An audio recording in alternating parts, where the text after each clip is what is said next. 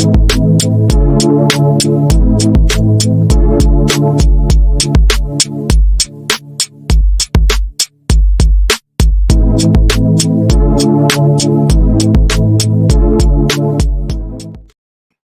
is up, guys? Welcome back to another episode of the Fantasy Fellow Show. My name's Kyle. Tonight, happy August 29th. It is Thursday evening. We're doing the big one tonight, the redraft guide, part number 2. This is going to be basically the same thing that I did a week or so ago, where I'm just looking at the fantasy depth charts of all 32 teams. We're going to go a little bit faster paced. If you guys want to check that video out, I'll pull it up here and show you guys what video to go back and look at. But a few things have changed in the last week or so, especially with cut day. So we do have a few notes and things to go over with. And I'm going to hit screen share right now. And yeah, so basically part 2 of the, let me go over to the YouTube channel. Pull this up here. Part 2 of the redraft guide. I guess I put that out here earlier, but that's more like how to set up your draft. This video is basically everything you guys need to know before you draft this weekend. The last video that I did put out that kind of touched on this would have been your, where is it? I don't know where it is. But either way, tonight we're going over the fantasy depth chart tool here. Shout out to Tony. Hope you're doing well tonight, my man. We're going over all 32 teams. We're going to kind of hit the bullet points and kind of give you guys what we're looking for. And Tony did mention Brandon Ayuk, 4-year, $120 million deal. Finally, it's been a long summer, a long, weird summer of twists and turns of will he be a Steeler? Will he be a Patriot? Will he be a Commander? Nope, he is back with the 49ers on a nice 4-year, $120 million extension. So congrats to Brandon Ayuk. That makes our redraft weekend a lot easier. If you guys are looking to draft Brandon Ayuk, he'll be a comfortable wide receiver 2 for me in my projections and rankings. And then just a little bit of housekeeping real quick. Like, check out the membership tab on the fantasyfellowship.com. We're still running that August special of just $7 a month. You get access to all my projections. My cheat sheets here are updated this morning. Ranking cheat sheets. I have the depth charts, which we're going to go over today in this video, so you guys can get access to this in this video. But if you want to download it and use it for your drafts, go ahead. Favorites to draft, the projections, the redraft guide articles, mid-round targets, and late-round sleepers. There's some target share, some opportunity share, and these are the advanced metrics that I like to use to help win my league. And then the RB touch points, it's all there. And then we do have a Dynasty rookie rankings update coming soon. And then during the season, guys, we're going to be doing weekly start sits. We're going to be doing weekly rankings this year and the waiver wire. So let's get to the meat of the video, though. We're hanging out here. We're going to go division by division, and I'm just going to kind of give each team basically a minute or 2 minutes, real quick thoughts. We'll start with the AFC East here, the Buffalo Bills. You want to try and target some Bills players this year. I like Josh Allen. I'm not at pick 22. I don't think I want to be the first person to take a quarterback. The ADP that you guys are seeing here, that's ADP that I found from Fantasy Pros. They take an average of your ESPN, your sleeper, a couple other ones. These are full PPR ADPs, but I just don't want to take the first QB off the board. And especially at ADP 22, that just doesn't make sense to me. I think when I get Josh Allen in the 4th round, that's where I'm comfortable doing it. James Cook, I'm comfortable with James Cook in the 3rd round. He does look best as your running back too. I think he's somewhere in that RB 8 to 10 range this season.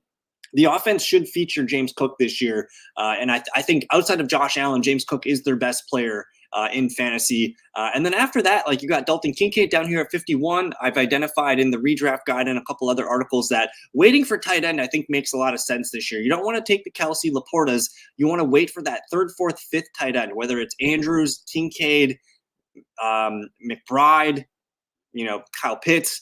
Those kind of guys, that's what I'm looking for at the tight end position. And Kincaid, he qualifies for that because I think he's the clear leading receiver on this team in terms of receptions, targets, and probably yards and maybe touchdowns. So I'm comfortable taking Kincaid here at 51 in the 5th round. And then what do we do at receiver here?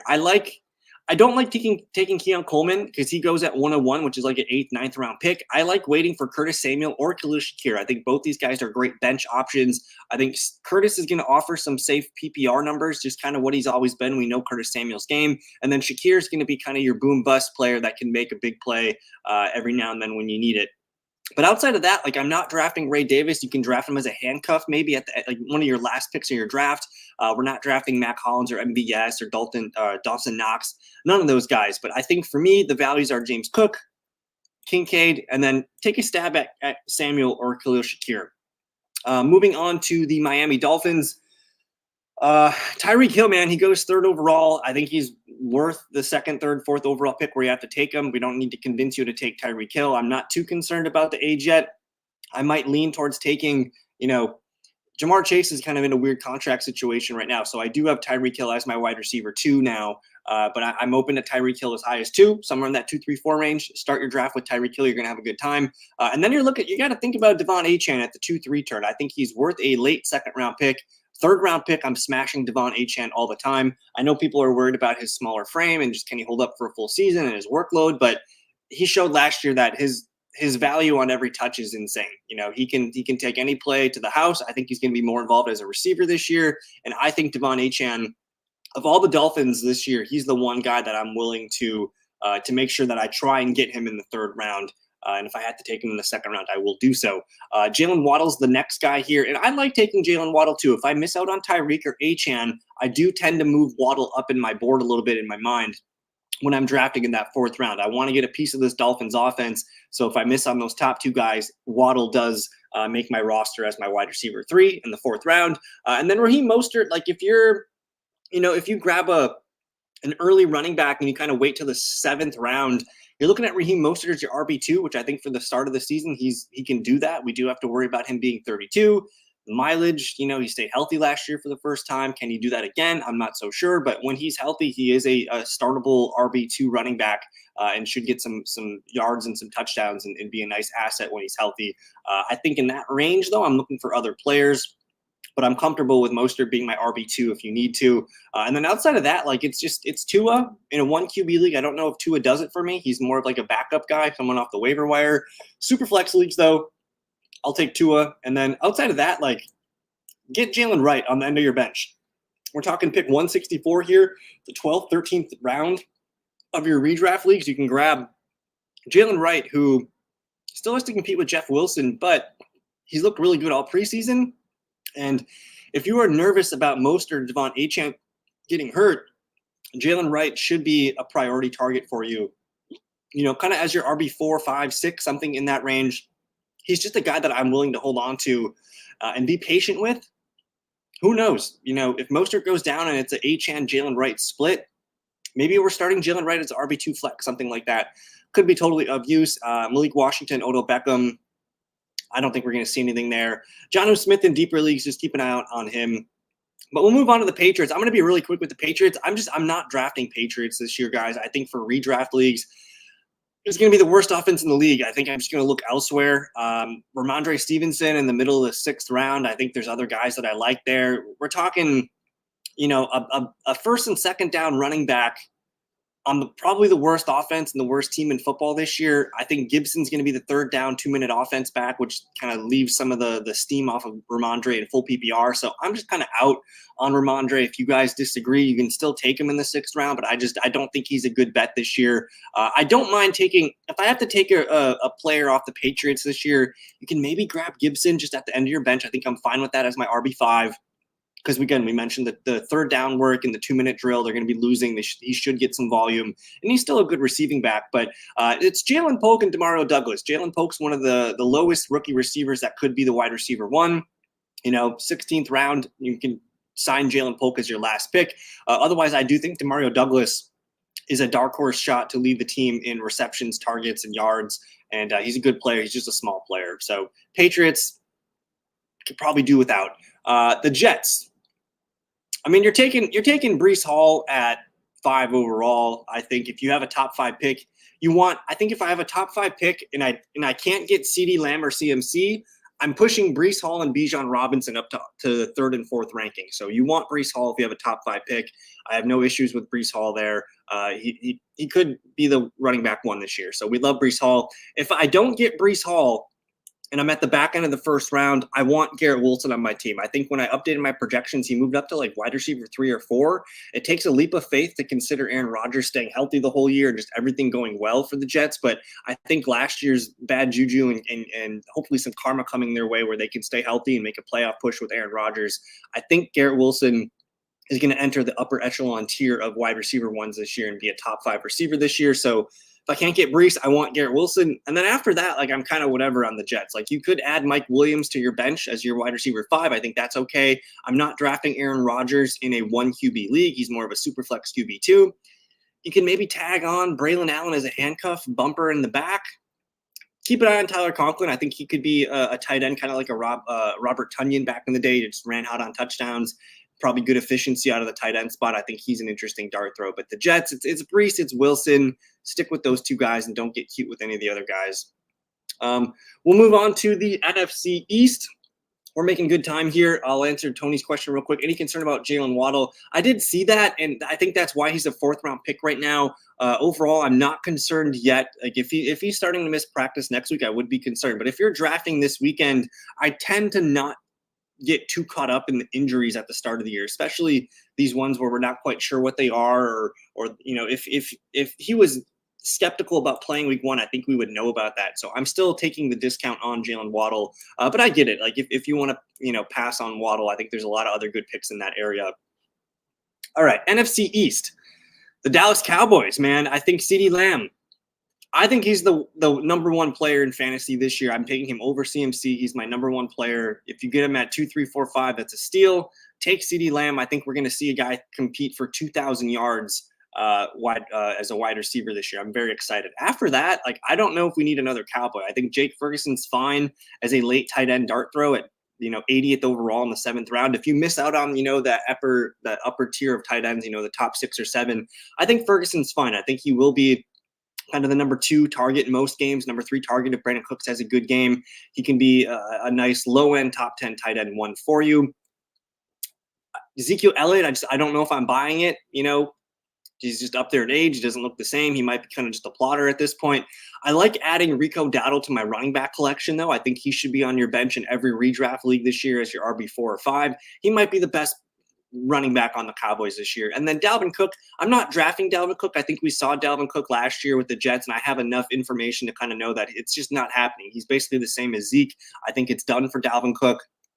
I want Rico Dowdle if I'm drafting any Cowboys running back. You can maybe throw Brandon Cooks on to the end of your bench as your wide receiver 5.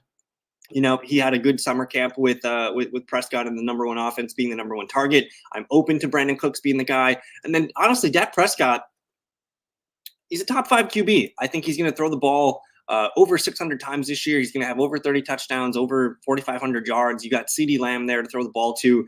I do get nervous, though, because if CeeDee Lamb gets hurt or misses time, this offense is going to look pretty bad. It's going to look like one of the worst offenses in the league. So hopefully CeeDee stays healthy, and then Dak pays off that top 5 QB upside for you.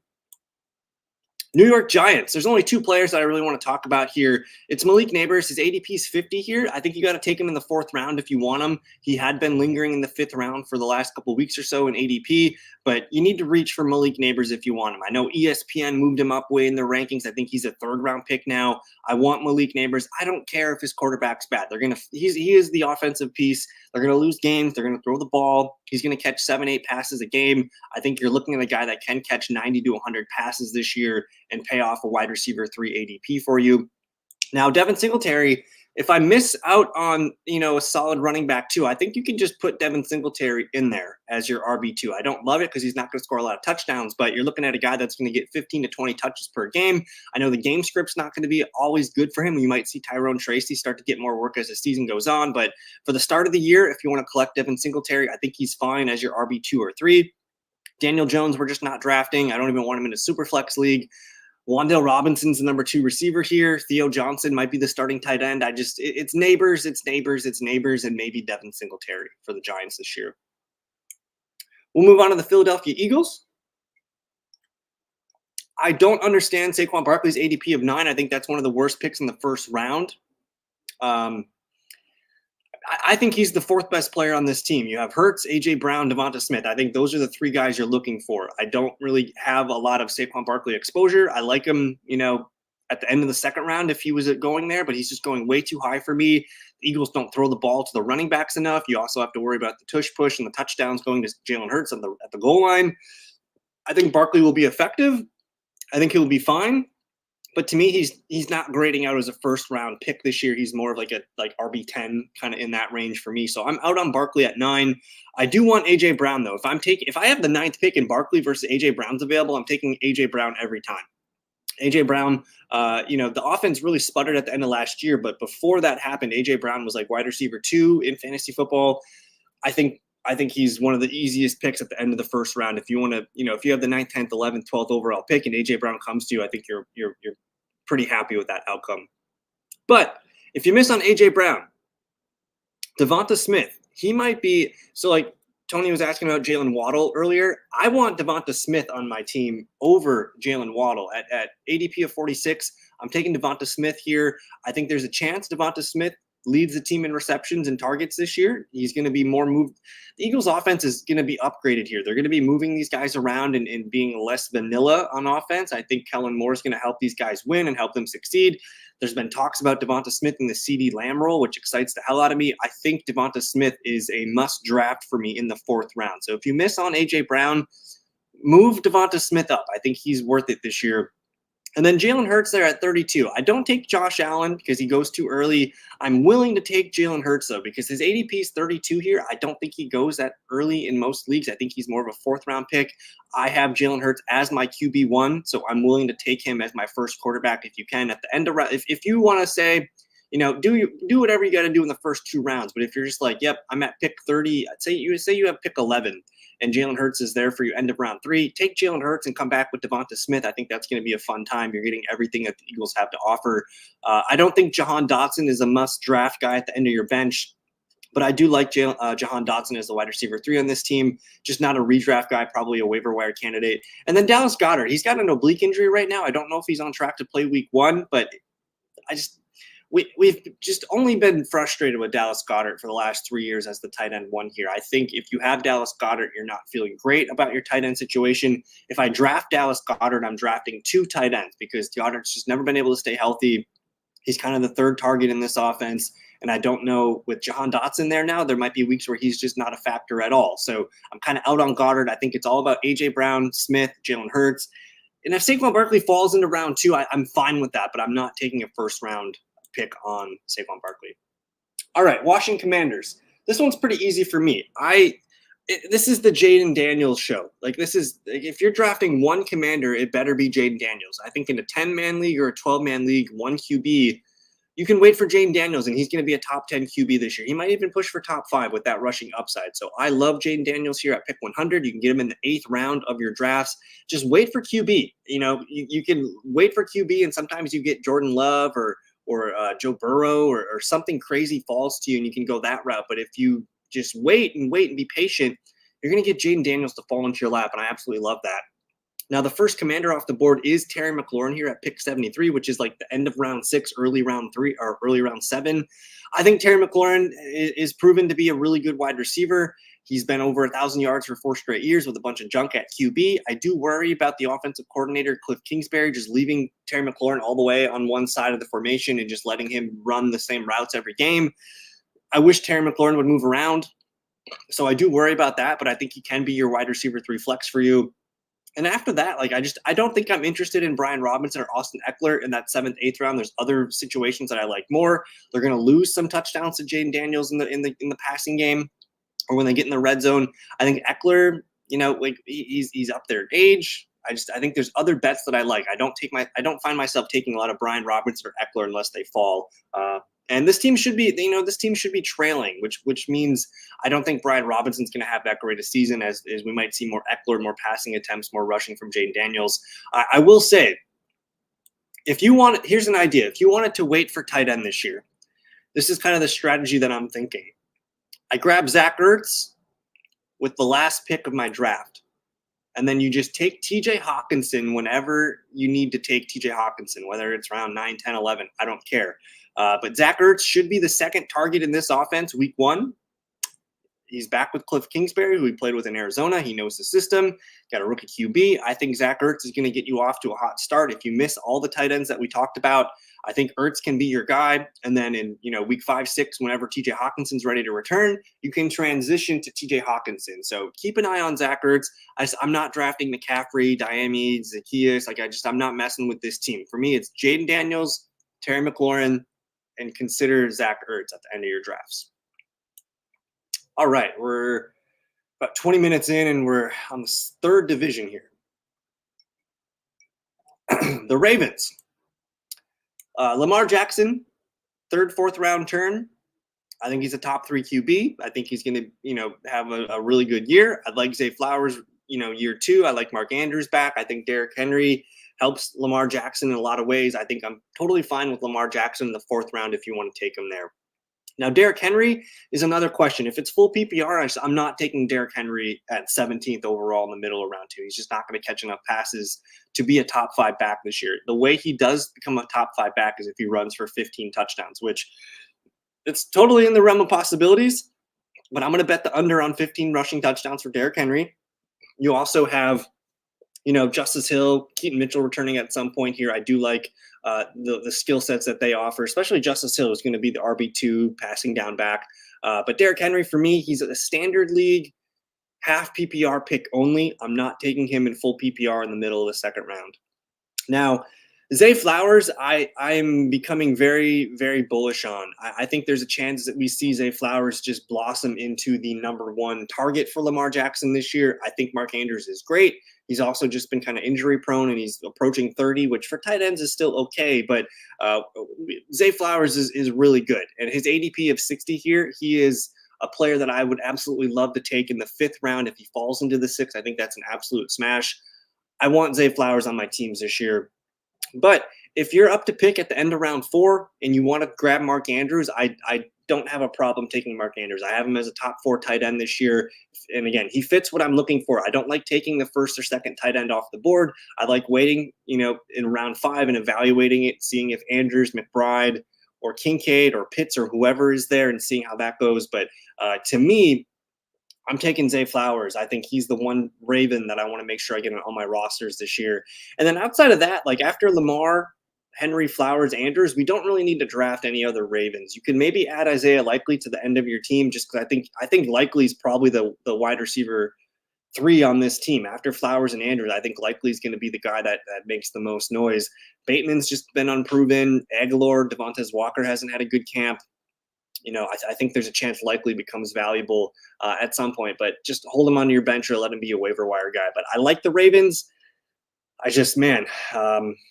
Nervous about Henry staying healthy, getting older. I think Lamar Jackson's looking at this team being back on his shoulders towards the middle of the end of the year. The Bengals. Jamar Chase, man. What do we do with Jamar Chase? I think he's going to play. I don't want to waste too much time thinking about will he play, won't he play. I did update my numbers a little bit today, and it moved him down to like 7th overall, that's his ADP. So if you're in the back end of the 1st round and you want to take Jamar Chase, that's fine. But I'm taking Justin Jefferson. I'm taking Amon-Ra.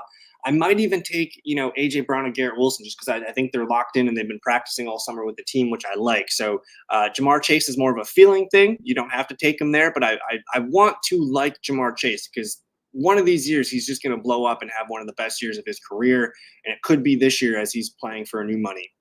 But Joe Burrow at pick 59, I like Joe Burrow. I think he's a top 5 QB option for you. He's in the end of the 5th, 6th round. I think you can wait for Joe Burrow and pull him there. Totally cool with that. The running back situation's messy. I don't know who the running back's going to be. I think it's going to be both guys, Moss and Brown, on the field a lot together, this year, whether it's a 50-50 split or a 60-40 split one way. The way that I'm kind of viewing this is it's a version of the Pittsburgh Steelers where Moss is kind of your Najee Harris, your 1st and 2nd down banger. Chase Brown comes in on 3rd down, 2-minute offense, and he's kind of the explosive guy. I do like Chase Brown better at cost. I think in a full PPR league, he's going to be the guy that leads the running backs in receptions. So I'm fine with Moss as my week 1 RB2, especially because they play the Steelers or the Patriots. But I'm looking at Chase Brown as being the guy that I'm looking at here for the running back. With Jamar Chase's situation, I do think T. Higgins is probably better than his ADP. At pick 61, I want to push T. Higgins up. I think he's a dynamite round 5 pick. He's also playing for a new contract, whether it's with a new team or the Bengals. I don't know if they're going to be able to pay him, but T. Higgins on a franchise tag deal. He wants to get paid next year, whether it's with the Bengals or another team. I want to bet on those kind of players. And then don't sleep on Mike Gesicki down here at 218. I think he could be a guy that we pull off the waiver wire for tight end. Andre Yoshua should be the wide receiver 3. We'll see Jermaine Burton mixed in there. But for now, the Bengals, it's a messy situation with Jamar Chase. I'm leaning towards Jamar Chase still being a guy that I want to target at the end of the first round. Okay, Cleveland Browns. Messy, super messy. We'll start with Nick Chubb. Nick Chubb's on PUP for the first 4 games. He might be back week 5, week 6, something like that. They do have 3 weeks to activate him. So I don't think we're realistically starting Nick Chubb until maybe week 7 or 8 in our lineups. And who knows what he looks like by then. But for up until then, I think Jerome Ford is a running back 2, 3, in that range of flex running back for you the first 4 or 5 games. They brought back Deonta Foreman as the RB3. They also have Pierce Strong, who they like a lot. And I just kind of worry about Jerome Ford because, are they going to mix in Strong and they're going to mix in Deonta Foreman in the goal line? I think Ford's the receiving back, but, it seems to me like it's kind of an unproven situation. I thought Ford looked good last year, but where I struggle to take Ford is I love the ADP, like in the 10th, 11th round. I think Jerome Ford's quality. But when you are taking a player that late, you already have probably 2 or 3 running backs. So what good is Jerome Ford doing on your bench while you have other guys plugged into your fantasy lineup? So I kind of worry about Ford. I do think he's got, running back 3 value when Nick Chubb returns. And if Chubb gets hurt again, then he's back on. But I do think he's going to lead the team in receptions for running backs. And he should have some low-end RB2 floor potential in full PPR league the whole year. But I kind of want to pull Nick Chubb, honestly. And if you have IR spots, like it takes, putting Nick Chubb in your IR and grabbing someone off the waiver wire and just waiting, I think that's got some steam to it. I kind of like that idea. But after that, man, like Amari Cooper in the 5th round, I think I'm taking Higgins. I think I'm taking Zay Flowers. Yeah, Tony likes T. Higgins here. I'm taking some of the younger upside guys over Amari Cooper. You have to worry about Watson and maybe Winston. I think Jerry Jeudy's going to be more involved in the slot than people think. I think, they paid him well. They want Jeudy there. I think Jeudy could take a little bit of the steam off Cooper. And then David Njoku down here, who's been injured the last couple of weeks of practice. I think if you miss out on some of the top tier tight ends, I'm fine with Njoku. He's kind of in that Jake Ferguson tier for me, where he's a top 10 guy. I don't think he's the top 5 guy that he was down the stretch last year. So I'm kind of I don't know what to think about the Browns. I think Watson's fine in super flex leagues, but overall, I don't know if the Browns are going to be part of a recipe for me to win a fantasy championship this year. We'll move on to the Pittsburgh Steelers.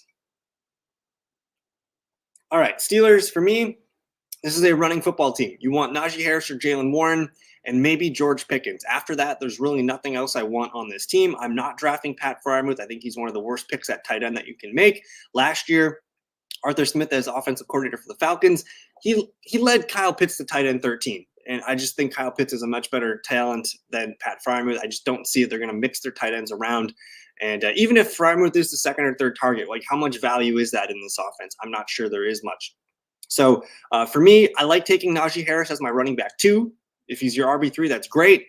I'm buying Jalen Warren. This dip on Jalen Warren's been a blessing. I think the hamstring injury's been overblown. I expect him to play week 1. Maybe he's not getting, his full amount of workload that he would be if he was healthy. But I do think over the long course of the season, Jalen Warren is the running back I want on this team.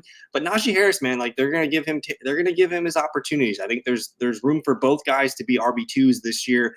And I'm not worried about Cordero Patterson. Arthur Smith had Cordero Patterson last year with Bijan and Algier. And he only gave him like 40 carries. So it's not really a big deal for CPAT to be there. Draft a Steeler running back. I think that's the meat of this team. You can take a shot on George Pickens, but I'm a little hesitant here. I think in the 5th round, I'm taking the T. Higgins. I'm taking the Zay Flowers. I'm taking some of the other receivers in that area just because I think they're going to be more consistent than Pickens, who I like Pickens a lot. But, Drake London has suffered from the Arthur Smith syndrome the last couple of years. And it's really, he's like a wide receiver 3 flex, a guy that you're probably not super excited to have on your lineup. Russell Wilson, super flex leagues, end of the bench kind of thing. You can maybe stash Justin Fields. Steelers, man, it should be better than last year, though. That's what people are kind of discounting. NFC North. Okay, you have the Chicago Bears. I like the Chicago Bears, but I'm just a little worried here that everyone's being drafted a little too high. They have DJ Moore at 45, DeAndre Swift at 58, Keenan Allen at 77, and Rome Odunze at 94. There's no way all three receivers pay off their ADP. If I'm taking one Chicago Bear receiver, it is DJ Moore in the 4th round. I think he belongs in that Jalen Waddle.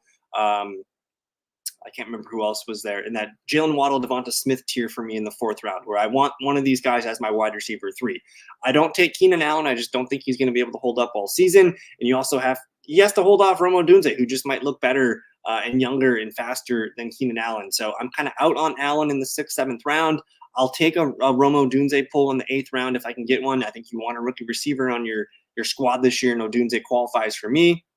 I'm not drafting Cole Kmet. It sounds like Gerald Everett's been the tight end one in training camp and preseason. So cross Bears tight end off your list. It's one of the worst picks you can make this year. Shane Waldron, man, he rotates tight ends. We've seen it with Noah Fant and company the last few years in Seattle. There's going to be no useful tight end in Chicago this year. Now with the running backs, I do worry about DeAndre Swift. At pick 58, again, I'm finding myself taking those wide receivers we discussed. I think DeAndre Swift's going to be a nice receiving back for the Bears, but I think when they get close to the red zone, you might see Khalil Herbert come in there. You could see Rashawn Johnson come in there for the goal line duties. And I don't think there's going to be a lot of touchdown upside. I think Swift's going to be a guy that gets, 10 to 15 carries per game, 2-3 catches per game. I think he's going to be of use. He's kind of like, to me, he's kind of fancy Jalen Warren. I think Jalen Warren's going to get just as much volume, if not more. So I'm going to wait till the 8th round to take my version of DeAndre Swift, which is Jalen Warren. So I'm fine with Swift, but I think you're going to be disappointed if you take him in the 5th round. I'll put Khalil Herbert, though, on the end of my bench. Because, up until last year with the Eagles, Swift had not been able to stay healthy all season. So there is a chance Khalil Herbert's the starting running back at some point this year. And then Caleb Williams at the top there. I think you can wait for QB in a 1 QB league. Pull Caleb Williams and Trevor Lawrence. Make it a duo. Caleb Williams is going to be on the CJ Stroud tier where rookie year is it's dynamite. So I like Caleb Williams. Grab him and enjoy the Bears offense because he's the guy that's going to get everything. The Lions, one of the best offenses in football. Make sure you get a Lion. I think Jahmyr Gibbs, before that hamstring injury, he was a top 10 pick. Now we're getting him at a discount in the 2nd round. I want Jahmyr Gibbs on my teams. Take him in the 2nd round. He's one of the best picks you can make. I'd rather have Jahmyr Gibbs over Saquon Barkley, over Jonathan Taylor. I think he's my RB4. I want Gibbs on my team. David Montgomery, I like Montgomery, but I think in a redraft league, 6th round, I think there's probably better upside picks. Montgomery's going to be safe and steady. He's going to get his chance at a touchdown. He's going to get his 60, 70 yards rushing every game, but his ceiling just isn't there. I don't see a lot of ceiling with Montgomery. I see a safe floor as a running back, 12 to 14 fantasy points per game, something like that. So if you need Montgomery as your RB2, I'm okay with it, but I think there's better upside picks. I'm taking St. Brown. I think Amon-Ra St. Brown is, outside of CeeDee Lamb and Tyreek Hill, I think you could argue Amon-Ra could be wide receiver 3 this year. He was wide receiver 3 last year. He's the safest pick in the 1st round that I think you can make. Jameson Williams, I'm not sure. I believe in Jameson Williams. We've seen him for a few years now, and he just hasn't been able to put it all together and be a useful fantasy player. They did get rid of Josh Reynolds, but even on the best weeks, the leading target's going to be Amon-Ra. It's going to be Sam Laporta. So you're getting the 3rd or 4th best target for the Lions in every game, and I just don't know if that's going to pay off consistent value for Jameson Williams. So I'm kind of out on Jameson Williams. There's probably other players that I take in that situation. But if you want to put him on your bench and see what happens, I think that's fine. And then Laporta, his ADP is 30. I don't like pulling a tight end in the 3rd round. I think, for Laporta, I love the upside there. I'd rather take Laporta than I would rather take Travis Kelce. I think Laporta is one of the safest tight ends you can take this year. But for me, I like grabbing those running backs and the receivers in that because I can just wait till round 4 and get my McBride, my Andrews, my whatever at tight end in the 4th or 5th round. So I like Laporta, but I just think there's similar values a round or 2 later. Jared Goff, probably not a QB1 for you this year, but you're going to want to stream him in certain times. If you want to wait for QB and say you get Caleb Williams and Jared Goff, I think that can work just fine. So Lions, get a Lion this year. Packers, get a Packer this year. The Packers have a lot of guys that could be of use to us. Now, the Packers with the running back situation, A.J. Dillon on IR for the year. Marshawn Lloyd banged up right now with a hamstring injury. I think we're going to see Josh Jacobs get a featured bell cow role to start the year. So I think at pick 28, I want Josh Jacobs on my team. I'm pushing him up my boards. I think he's worth a late second, early third round pick. He's going to be the centerpiece of this offense and be the guy that kind of moves the ball. And I think Jacobs is going to be a top 10 running back this year. I'd rather have Josh Jacobs than Saquon Barkley on my teams this season. After Jacobs, Marshawn Lloyd maybe is an end of the bench guy that I think could get better as the year goes on, but not necessarily a guy that I need on my team. It's all about the receivers here. Jaden Reed at 82, Watson 97, Romeo Doubs 138. I think Jaden Reed's going to be your player that you feel comfortable starting every week in your lineup as your wide receiver 3 flex. Watson, he's going to continue. We know what Watson is. He's going to have moments of excellence. He's going to have moments of disappointment. He's going to be boom bust. I'm fine with Watson, but instead of taking Watson, I'd rather take Romeo Doubs at 138, who's been healthy and consistent for all of his career. And it sounds like Doubs had a really good training camp, and people are excited about him and kind of labeling him as a sleeper of this Packers offense. I think he has a chance to lead the team in routes run and snaps and touchdowns this year. I want Doubs on my bench. And then I want Dontavian Wicks on my bench, because if anything happens to Reed, Watson, or Doubs, Wicks becomes a starting receiver through wide receiver sets, and we know he's good. We know Dontavian Wicks is good. All the advanced metrics last year were through the roof. Take a shot, put Dontavian Wicks on your bench. And then we'll talk quick about Luke Musgrave. I think he's a low-end tight end too, like a high-end tight end too, my bad. Not a guy I want to start every week, but there's a lot of mouths to feed here. Reed, Watson, Doubs, Wicks, Musgrave, Jacobs. It's going to be hard to trust Musgrave in your lineups every week unless there's an injury to some of the guys above him. And then Jordan Love, that just might be the best way to attack the Packers offense this year. Again, wait for QB. I think that's my message in one QB leagues. Wait for QB, because in the 7th, 8th round, you can get Jordan Love, who's going to be an MVP candidate this year. He's going to throw for 4,400 yards. He's going to flirt with 30 touchdowns, and he can run the ball. He's got some rushing upside ability here. So if you miss out on some of the the Jacobs, the high-profile receivers, Jordan Love, man, you just get the whole Packers offense. Minnesota Vikings.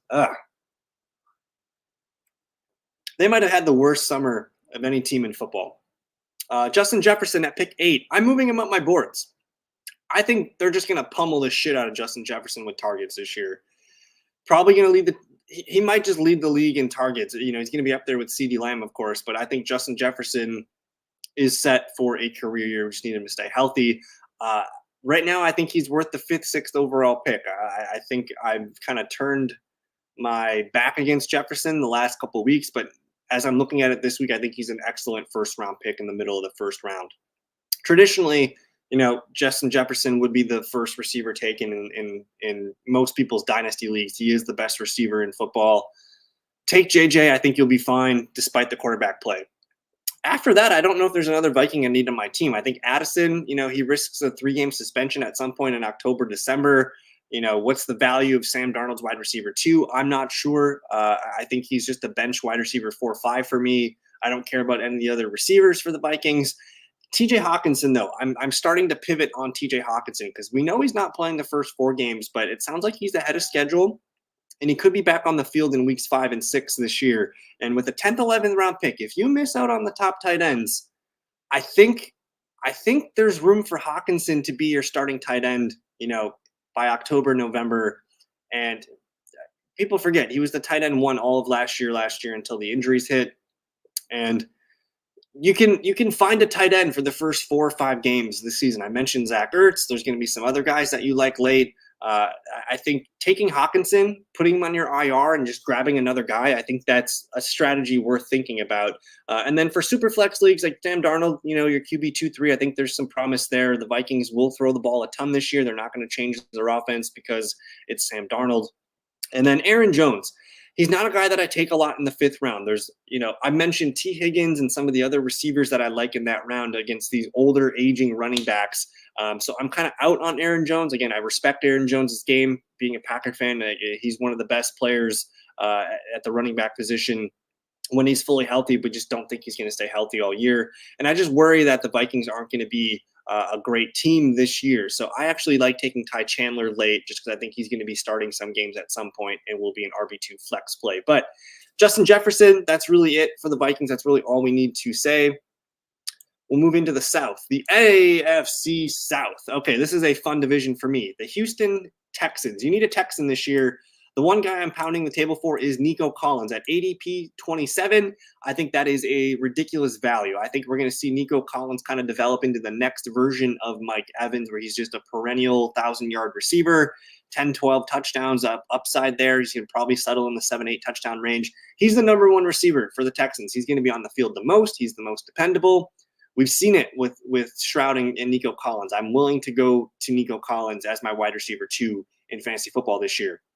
I don't find myself taking Joe Mixon here. Again, just an aging running back that I'm not sure is good. He's in a great situation.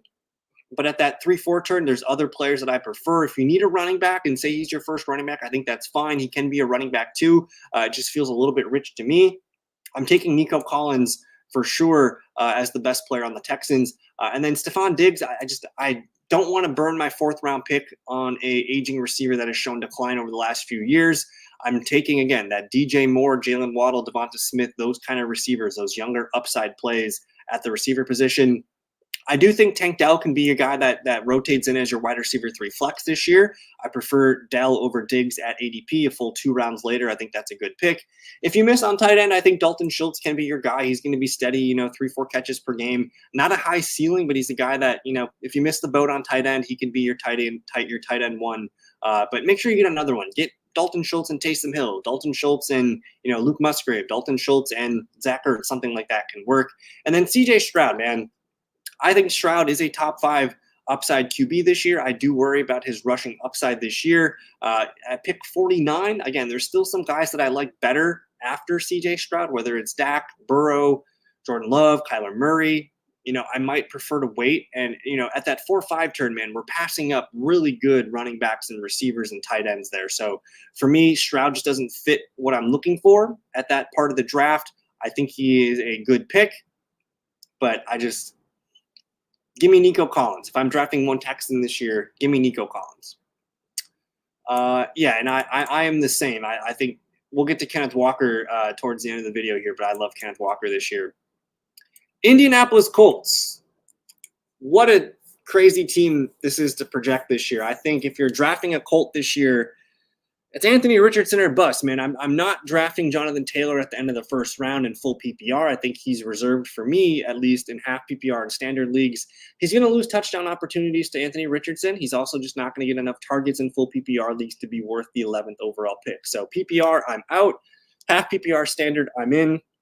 But Anthony Richardson here at pick 52, I've seen him fall a lot in drafts this last week. And I don't quite get it. I think every week he has top 5 upside. There's going to be games where he rushes for 80 yards and 2 touchdowns. There's going to be a lot of games where he's just getting, 50 yards and a touchdown. He's got top 5 upside every week. Yes. Can he stay healthy? Yes. Can he throw the ball? I understand that. But rushing quarterbacks break fantasy football. We've seen this time and time and again. And I think if Richardson, I'm not pulling him here at 52 overall. If he falls to the 6th, though, I'm probably smashing that pick. Michael Pittman Jr. at 35.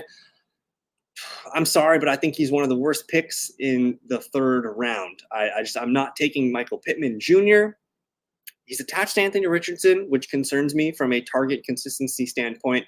But he also has to deal with Adonai Mitchell and Josh Downs, which is the upgrade in target competition from what it's been over the last few years. We saw A.D. Mitchell lead the team in targets that one preseason game. Josh Downs was apparently the number 1 target in most of training camp before his high ankle sprain. So if I'm drafting a Colts receiver, I'm putting Josh Downs or A.D. Mitchell at the end of my bench and seeing what happens. I'm avoiding Michael Pittman like the plague. And then there's no tight end worth a damn here talking about. So the Colts, it's very simple. It's Anthony Richardson and one of these second receivers, Downs or Mitchell for me. And I'm probably passing on Jonathan Taylor at the end of the 1st round. The Jacksonville Jaguars. I like the Jags. I think they're a dark horse to win this division. I think Trevor Lawrence is a very underrated quarterback. I think we're going to see Trevor Lawrence return to a top 10, top 12 QB in football this year. If you want to wait for quarterback, man, Trevor Lawrence and Jared Goff, Trevor Lawrence and Caleb Williams. I think he's the ideal QB1 or QB2 in a tandem where you can play matchups and have fun. Like week 1 against Miami, yeah, I'll play Trevor Lawrence in a shootout. that sounds pretty good to me. So I think Lawrence, especially Lawrence as a QB2 in Superflex, man, that looks pretty good to me. I think Travis Etienne at 18th overall. Like, I'm taking Etienne over Derrick Henry, over Kieran Williams. He's going to be a guy that I trust every week to be a top 5, top 10 running back every week. He's going to get a ton of targets. Goal line opportunities are there. He is kind of the centerpiece of this offense. So I like Etienne there in the second round. Now the receivers, Christian Kirk, Brian Thomas, Gabe Davis. When they're running 2 wide receiver sets, it's going to be Brian Thomas and Gabe Davis. Christian Kirk comes off the field. When they're running 3 receivers, which is probably going to be like 60, 70% of the time, Christian Kirk will be out there. He's going to be fine. He's going to be a high-end wide receiver 3 flex in full PPR leagues. In full PPR leagues, I want Kirk as my wide receiver 3 flex. In non-PPR half leagues, I'm not interested there. I think the guy you want, though, from this receiving core is Brian Thomas. He's going almost 50 picks after Christian Kirk. He has a chance to be the team's leading receiver in terms of targets, yards, touchdowns, and maybe even receptions. I think he's really good. He gives me flashbacks of T. Higgins. I think there's a chance Brian Thomas is the guy on this team that you want for fantasy football. So for rookie receivers, circle Brian Thomas, move him up your board a little bit, put him in as your bench on your as your wide receiver 4 or 5. Gabe Davis, probably don't need to draft Gabe Davis. I think he's going to continue to be Gabe Davis. You know, he's going to have games where he doesn't catch the ball. He's going to have games where he goes 1 for 20. He's going to have games where he goes 4 for 120 and 2 touchdowns. It's going to be wildly frustrating to own Gabe Davis, but I think he's good for Trevor Lawrence. I think that pushes me more towards Trevor Lawrence as being a good, useful quarterback for fantasy. But honestly, Evan Ingram's the wide receiver 1. We know this. He's been an elite tight end the last 2 seasons here with Jacksonville. And I think Evan Ingram, you know, again, I can take Travis Kelce or Sam Laporta in the 3rd round, but when I can get Evan Ingram, who's going to get 120 targets in the 6th round, I think that makes so much more sense to me. He caught 2 touchdowns in that game in the preseason. Like, I don't know if I think I know that Ingram is the number 1 target for receiving in Jacksonville. So he's the tight end that I'm pulling myself towards right now in the 6th round. And shout out Tank Bigsby. Tank Bigsby's had himself a nice transformative summer. It looks like he's kind of locked in as the RB2. He's a handcuff pull at the end of your drafts. The Tennessee Titans, who I think are going to be a lot better than people think. New offense, new head coach. I'm kind of excited about the transformation we've seen here. They bring in Tony Pollard, they bring in Calvin Ridley, and Tyler Boyd, who played with Brian Callahan at Cincinnati. So what do we think here? The first player off the board is Calvin Ridley. I think Calvin Ridley is going to be your boom best wide receiver 3 flex.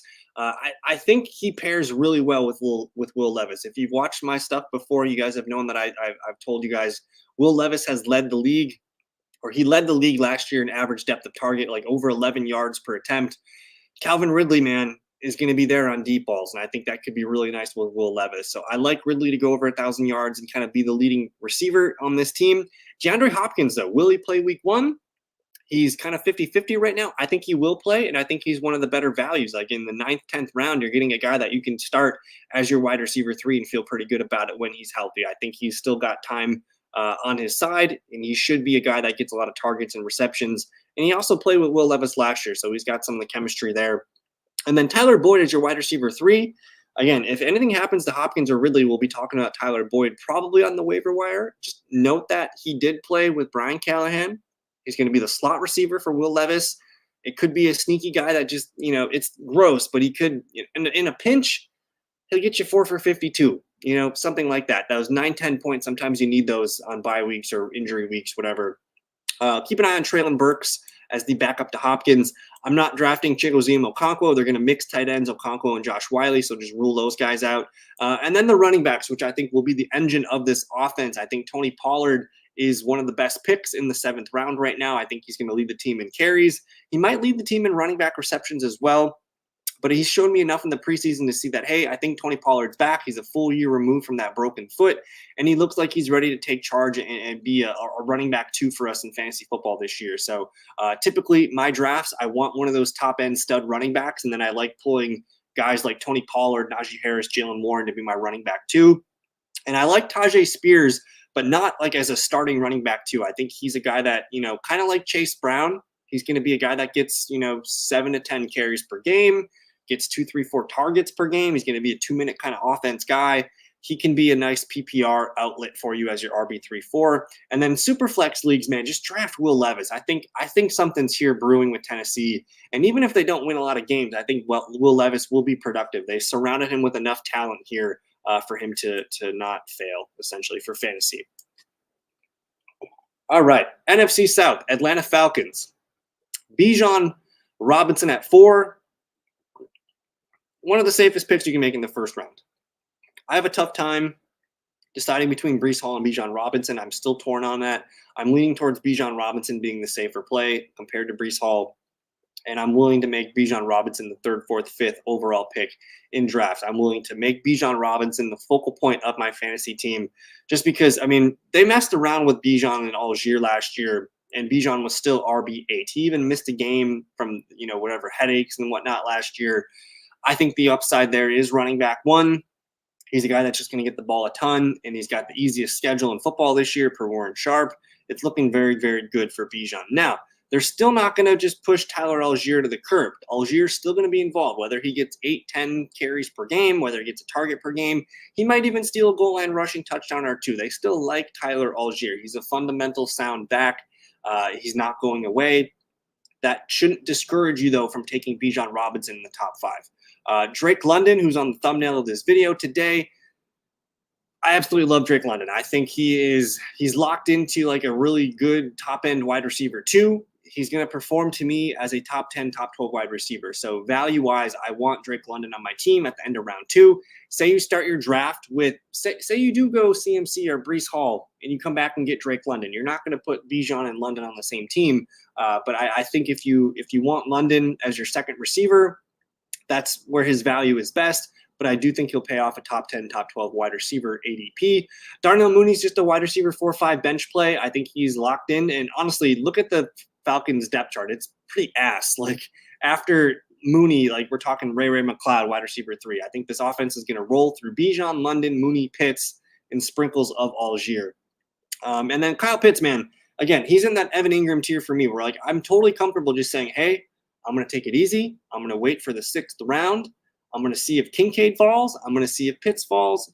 Otherwise, I got Evan Ingram there chilling on speed dial. I think Kyle Pitts, man, we saw Kirk Cousins deliver TJ Hawkinson to a tight end 1 season up until he got hurt.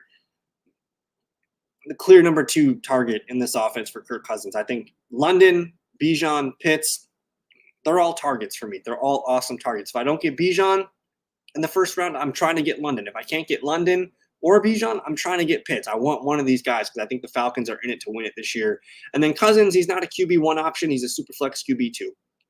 The Carolina Panthers, the one guy you have to draft on this team is Deontay Johnson. He's going to lead the team in targets and be the basically the only guy that you can trust in your lineups every week for fantasy. He's going to flirt with 130, 140 targets this year. I expect him to be the wide receiver 1 for Bryce Young on a team that's not going to win a lot of games. They're going to throw in the 4th quarter, garbage time, yada, yada.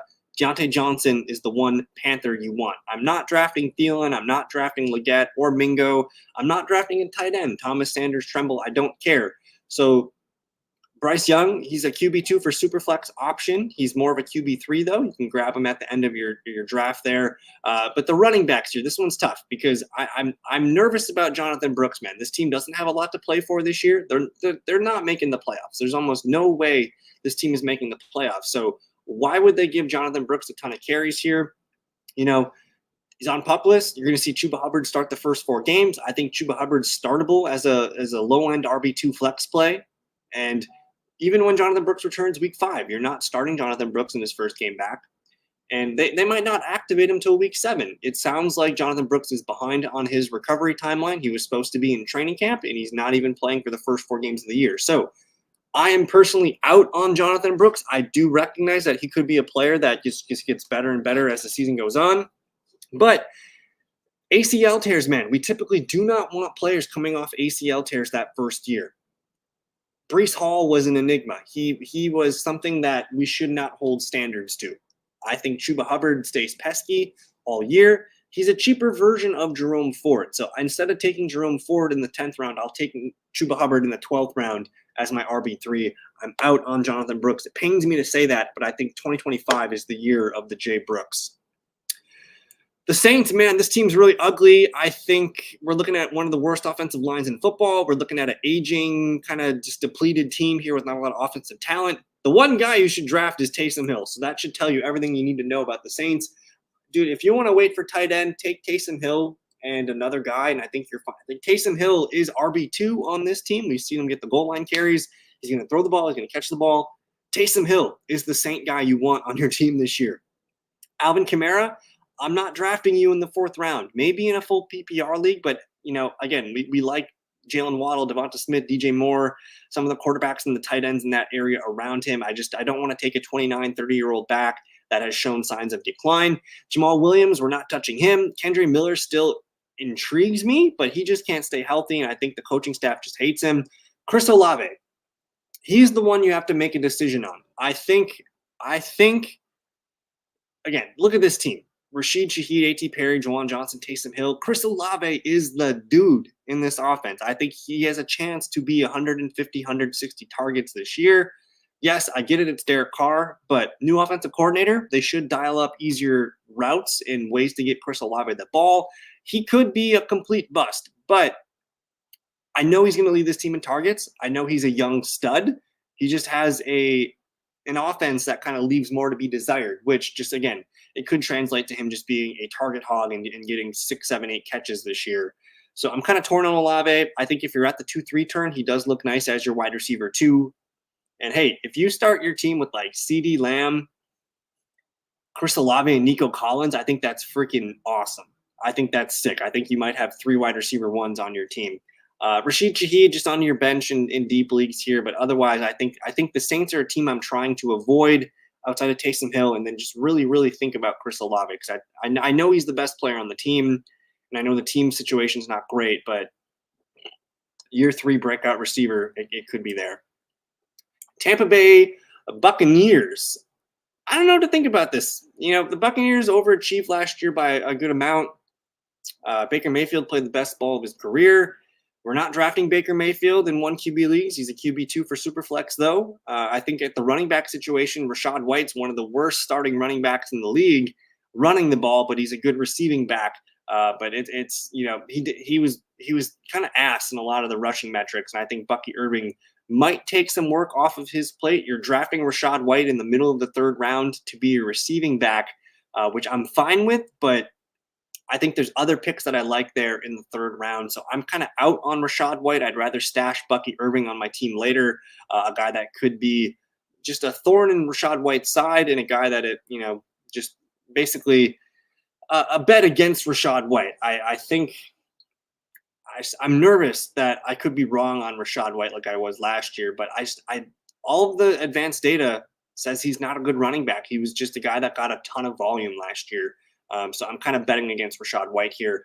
The receivers is where you want to be here, whether it's Mike Evans in if I'm taking a Bucs player in the 3rd round, I'm taking Mike Evans. Let's be real here. As my wide receiver 2 or 3, I'll sign up for Mike Evans. But the cream of the crop value on the Bucs this year is Chris Godwin.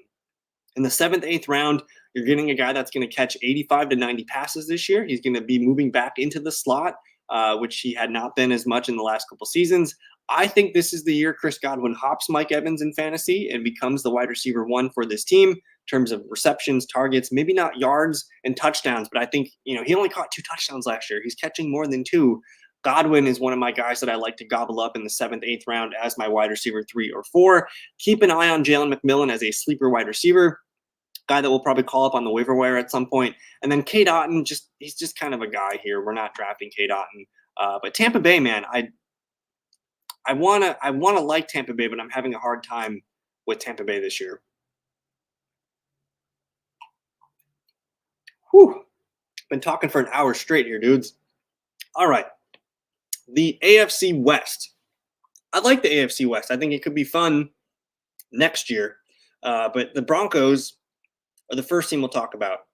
If you're drafting a Denver Bronco this year, it's Javonte Williams and maybe Jaleel McLaughlin. I think Javonte Williams is the bell cow back, a full year removed from his ACL injury. He's the team's leading running back, and this team is going to target the shit out of the running backs again. They targeted the running backs over 150 times last year. Samaje Perine's gone. All those targets are going to Javonte Williams and Jaleel McLaughlin. If you have to draft a Bronco this year, Javonte Williams can be your RB2. I have him as a top 16 running back in full PPR leagues. And half PPR to standard leagues, not so as excited. But I think Javonte is getting the volume that needs to be warranted as a top 15, 16 running back. And then Julian McLaughlin down there. He's not going to be a guy that ever gets volume, but he's going to be a guy that maximizes his touches, whether he gets 5 to 8 carries per game, 2-3 catches per game. They like McLaughlin. He will be a part of the offense. And then the sleeper running back here is Audric Estime, where if anything happens to Javonte Williams, Estime will lead the team in carries. Courtland Sutton, sure, he's the cheapest price wide receiver one, but I'm not in love with it. I think, 9th, 10th round, I'm fine with that pick, but there might be better upside picks in that round. We're not taking Reynolds, Mims. I don't want any of these junk receivers. I don't want any of the tight ends. This team is very simple to me. It's Javonte, McLaughlin, and maybe Courtland Sutton. Bo Nix is just a QB 2-3 for super flex leagues. The Chiefs is where you want to be in the AFC South. I think we're looking at a serious team that could three-peat. And I don't know if that's ever been done before, but Patrick Mahomes, ADP is 26. I don't know if that's true. I think Jalen Hurts and Josh Allen go ahead of him. Maybe even Lamar Jackson goes ahead of him. But I want Mahomes on my teams this year. He's one of the first quarterbacks that I'm comfortable taking. Not in the 3rd round, though. I'm gonna wait for the 4th round to evaluate quarterbacks. But if he's there, I'll take Pat Mahomes. Isaiah Pacheco. You want Pacheco on your teams this year at the end of round 2. I do worry about the team signing Samaje Perine. He's an excellent 3rd down pass protecting receiving back. Could take a little bit of the upside off of Isaiah Pacheco, but still, you're getting the RB1 on the Chiefs. That's always been a fruitful situation. I think Pacheco can perform as your top 10 running back if you missed out on some of the guys you like there. And then I think Samaje Perine, man, should be one of the last picks in your redraft league, just as, he's a version of Jerick McKinnon, which has had some value in the past. Carson Steele, come on, what are we doing here? Receivers, Rashee Rice, say it with me. He is a 4th round pick in fantasy football drafts. You need to reach on Rashee Rice to get him because you're not going to get him at ADP. His ADP is stupid on ESPN, Sleeper, all the good league, all the leagues here. You want Rashee Rice on your team. He is not getting suspended. I will do something like crazy live on YouTube if Rashee Rice gets suspended this year. I think he's a wide receiver 2, a dynamite wide receiver 3. I'm putting Rashee Rice in that Jalen Waddle, Devonta Smith tier. That's how good he is. And he will be the team's #1 fantasy weapon this year. He's going to lead the team in receptions, targets, maybe yards, and touchdowns. Xavier Worthy, if you miss on Rashee Rice, you want to boost Xavier Worthy up. I know he's a small little guy, but he's very fast, and he is going to open up this offense. You want him as your wide receiver 4, some guy that you're not going to lean on as your starter, but a guy that, could move into your starting lineup as the year goes on. I actually think Hollywood Brown's a good click right now. You want a piece of that Chiefs offense, and when he's healthy, he's going to be the clear wide receiver 3. He might even be the wide receiver 2 when he's healthy. So Rice, Worthy, Brown. And then I can't get behind Travis Kelce, guys. 35 years old. He's going to have the fewest snaps of his career. It's pointing downwards, guys. This team's trying to win a Super Bowl. They're not gonna throw Travis Kelce the ball 150 targets this year again. Like they're done with that. Travis Kelce is now a role player. They're gonna lean on these receivers. That's what all these offseason additions have made it look like. I'm not taking Kelce this year in fantasy football. You can take him if he falls, but I think I'm out on Kelce. But I love the Chiefs this season. The Raiders, don't do it. Just don't do it. Don't do it. This is going to be one of the bottom teams in the league this year. Gardner Minshew is not even really usable in super flex leagues. Zamir White, not going to catch passes. I don't want to pay for that. He might get 4 or 5 rushing touchdowns all year. This team's going to be, again, not really living in the red zone. And they do use Madison and Dylan Lobb and Amir Abdullah in passing situations. I like Zamir White as a player, but they're just not going to give him what he needs. And this team's not going to win enough games for him to dictate getting the ball 20, 25 times. So I'm kind of out on Zamir White. I think he's one of the worst 6th-round picks you can make. Devontae Adams at the end of round 2, maybe. We saw Gardner Minshew pummel Michael Pittman Jr. with targets. I think he's fine, but, again, he's, turning 31, 32. I don't think you need a Raider on your team. You can maybe take a shot on Brock Bowers in the 8th, 9th round, but I think overall, I'm I don't want a Raider on my team, guys. I think it's a bad idea. I don't think you're gonna have fun. So that's it for the Raiders. The Chargers, kind of the same thing, man. Like they're not gonna have a lot of fun on offense. I think they're gonna win games though. I think this is the clear number 2 team in the NFL or the AFC West. I think they're gonna win 9, 10 games. They're gonna flirt with the playoffs because they're gonna play good defense. They're gonna run the ball and they're gonna take their shots downfield. Justin Herbert, not a QB1 in QB1 league, so we're not drafting Herbert. He's a mid to low end QB2 in Superflex leagues though.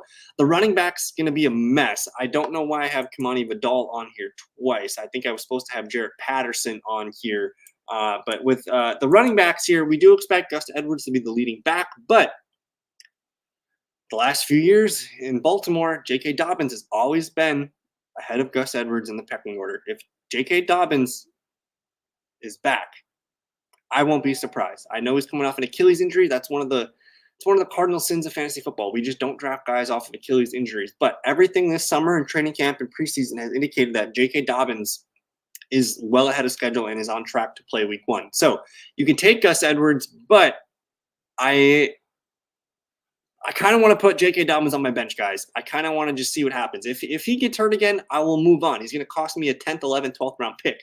But if he's healthy and he plays all year, he might be the Chargers running back 1. We'll see. I don't know. I think you can reserve a spot for Edwards or Dobbins at the end of your bench, but something about Dobbins feels good to me this year. And then Kamani Vidal, I'm not buying the hype. He could be one of the last picks on your bench and you see what happens. That's fine. McConkey, slot receiver here. They're going to run a lot of 2 wide receiver sets, a lot of 2 tight end stuff. I don't think McConkey's going to be enough on the field to be consistent, but I like the talent. I'm excited about McConkey. I think at the 8th, 9th round turn, though, it's a little bit rich for me. Why take McConkey when I can get the Chargers number 1 wide receiver at pick 150 here in Joshua Palmer? He's going to be the guy that runs the most routes, the most snaps, should be the most targeted guy. And then last year, when we saw one of Keenan Allen or Mike Williams were out, Josh Palmer was very well startable in fantasy football as a wide receiver 3. So I like McConkey, but I'm taking Palmer 6 rounds later every time. Chark, no. Johnston, maybe. End of your bench, maybe. I have to sneeze. Excuse me. And then tight end, we just don't care. Will Dissly, Hayden Hurst, it's like, who cares? Chargers are going to be a mess offensively, but I think they're going to be good enough to win some games. Really think about J.K. Dobbins. I like Josh Palmer, but honestly, there might not be a Charger that you guys need on your teams this year. All right, we're at the final division here, the NFC West. The Cardinals, man, I am very excited about the Cardinals for fantasy football this year. I don't think they're going to be great for real-life football, probably looking at 5-6 wins, but it's going to be a fun team to watch. Kyler Murray is one of those guys that I like targeting at QB. Why? Again, he's a guy that I can see top 5 upside every week. This might be the best cast of weapons in his career. ADP 72 at the end of 6th round, early 7th round. I'll take Kyler Murray as my QB1. James Conner at pick 53. And I love James Conner. I think he's one of the most talented backs when he's healthy, but I'm not picking him at pick 53. If he falls to the 6th round, I will consider, but I'm not taking James Conner in the 5th round. He's going to get hurt, guys. And even when he gets hurt, Trey Benson, what's Trey Benson going to be? I think Trey Benson will be the 1st and 2nd down carrier, but in the preseason, they showed us they're going to use Emari DeMercado as the 3rd down 2-minute back and a couple other guys they used here. So I don't think Benson is a plug-and-play RB2 right away. They're going to kind of make that a committee. But I don't mind putting Benson on the end of my bench just in case to see what happens. If you have the patience for that, go ahead and do that. And if you want to pull James Conner, I'd rather have James Conner than Ramondre, than Aaron Jones, some of those other scrappy guys that are going in the 5th round. If you're drafting a Cardinal this year, it better be Marvin Harrison or Trey McBride. I don't like Marvin Harrison at 16th overall. I think maybe he's not even a top 10 receiver. He's probably in that top 12, top 15 range. But if you want Marvin Harrison Jr. this year, I think the plan is to take a wide receiver in round 1 and then take Marvin as your wide receiver 2. That's where he fits best in your build. He's to me, he's locked into a top 20, top 24 wide receiver. It's just a matter of how high can he finish. And I think when you do a draft that gets you a 2 wide receiver start, Marvin Harrison will be better than most teams' wide receiver 2s in your league, and that's where he fits best. You can maybe pull Michael Wilson as the last player on your bench. Dortch, maybe slot receiver. But to me, it's Trey McBride. He is the one Arizona Cardinal that I want in pretty much every draft this year. I think he's the tight end that falls to me the most. I get him in the 5th round almost every time, and he's just really good, guys. I think the presence of Marvin Harrison could actually help Trey McBride. All right, LA Rams. What to do with the punt returner Blake Corum, or Kieran Williams and Blake Corum? I still think Kieran Williams is the bell cow back here. They're going to give Blake Corum some touches, but I view Blake Corum as a handcuff. He is not a guy that I'm ever going to start unless Kieran Williams is out. So to me, I'm sticking with that point. Blake Corum is a handcuff with some upside as the year goes on late. Kieran Williams misses time, yada, yada. But Kieran's still going to pay off. Probably not ADP 15, though. I think he's more of an RB2. I don't take a lot of Kieran Williams this year. I think I'm kind of just out. If I'm drafting a Ram, give me Puka Nacua at the beginning of round 2, or give me Cooper Kupp in the 3rd round. These are the 2 guys the offense is built around. Yes, they're going to still run the ball, but I want Puka. I want Cooper Kupp. Those are the values here. Keep an eye on Demarcus Robinson, who could be one of the last picks of your redraft league. Wide receiver 3, we've seen some value from that in this Rams offense before. And then tight end, Tyler Higbee's like dead, dudes. Colby Parkinson might be the tight end one. He might be the guy that leads the team in snaps, targets, and receptions and things like that, but they still like Davis Allen. I don't know if it's worth a redraft pick at all. Matthew Stafford, we're not drafting him in a 1 QB league. He's only super flex leagues. And again, this Rams offense, it's Puka Kupp. You can maybe take Kieran Williams if he falls in the 3rd round, but I'm not taking him in the 2nd. San Francisco 49ers, the best offense last year in football. McCaffrey, sure, take him 101, 102. I don't need to tell you to take Christian McCaffrey. He's really good. You should do it. But I'm taking CeeDee Lamb over Christian McCaffrey. I think that's the one player I'll take over CMC. The best value on this team is Deebo Samuel to me. Brandon Ayuk has not been in training camp all summer. He's going to be practicing probably, tomorrow or Saturday or whatever. But he's only got a week of practice, to get ready. So I'm concerned about that. I'm taking Diablo Samuel here, who, when healthy, has top 5 upside every week. He is a weapon. I want Deebo on all my teams. I'm kind of passing on Brandon Ayuk, honestly. I think I'll take Ayuk in the 4th round if he falls, but I'm still taking Devonta. I'm taking Rashee Rice. I'm taking DJ Moore. I'm taking some of those other guys over Brandon Ayuk. So I still like Ayuk a lot as a wide receiver 3, but give me Deebo every time over Brandon Ayuk.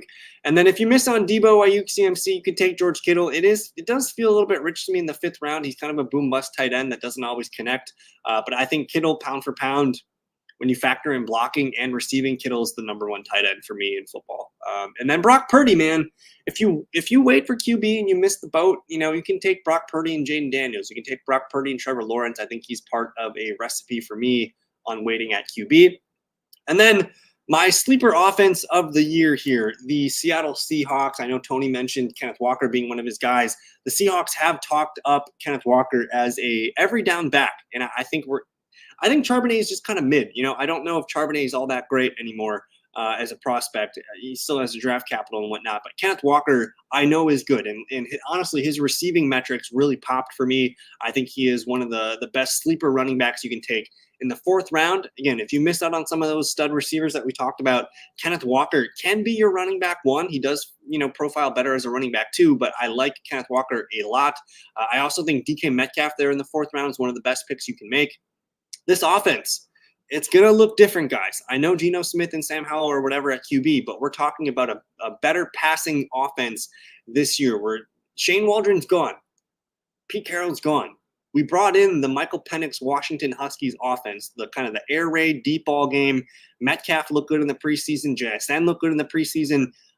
I'm pounding the table. You want Metcalf or JSN this year on your fantasy teams? I'm taking JSN every time in the 8th round. At pick 98, sign me the F up because I think there's a chance he leads the team in receptions, targets, probably not yards and touchdowns. I think that's still Metcalf's department, but JSN is, to me, he's my favorite pick in fantasy football this year in the 8th round.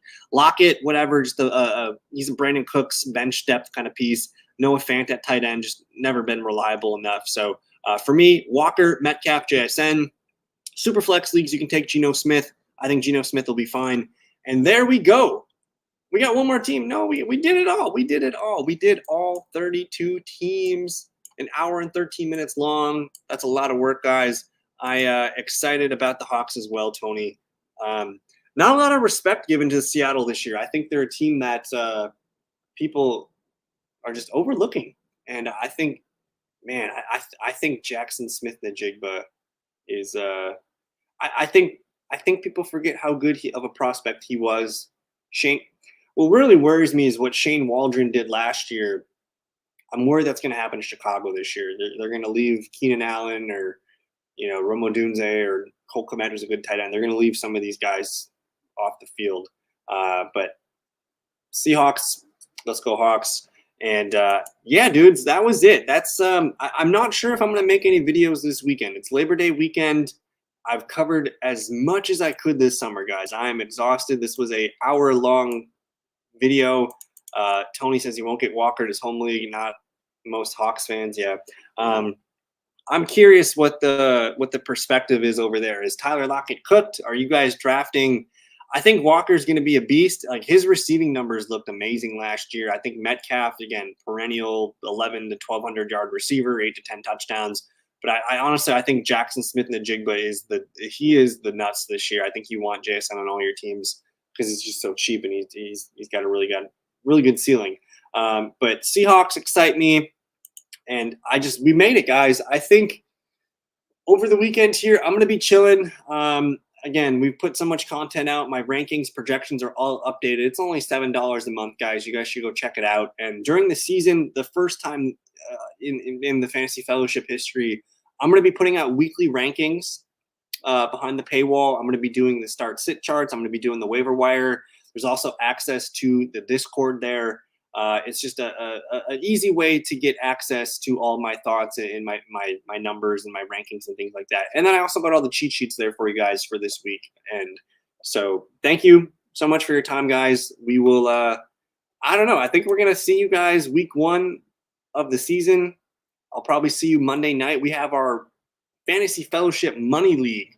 That is probably when I'll see you guys next. So enjoy the Labor Day weekend. I had a lot of fun hanging out this summer, meeting new people, and just helping you guys and helping myself learn about the fantasy football season. So thank you so much for your time, guys. We'll see you Labor Day night.